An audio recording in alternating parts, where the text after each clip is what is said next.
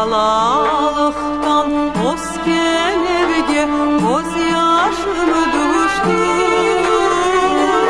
Ben bu yerde yaşamadım, yaşlığıma doyamadım. Bedanıma hasret oldum ey güzel karım.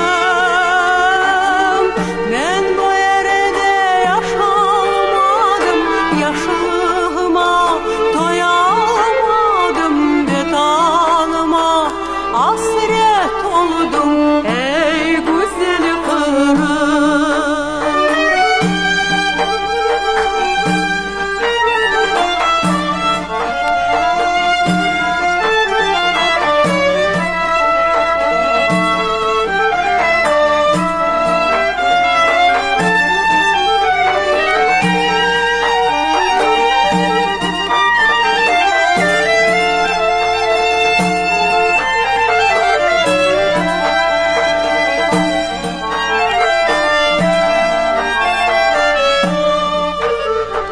Bahçaların meyveleri bal ile şerbet, sularını içe içe doyamadım ben.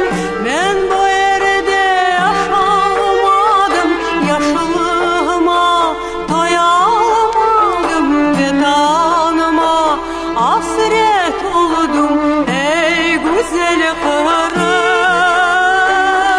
Ben bu yerde yaşamadım, yaşlığıma doyamadım. Bedanıma hasret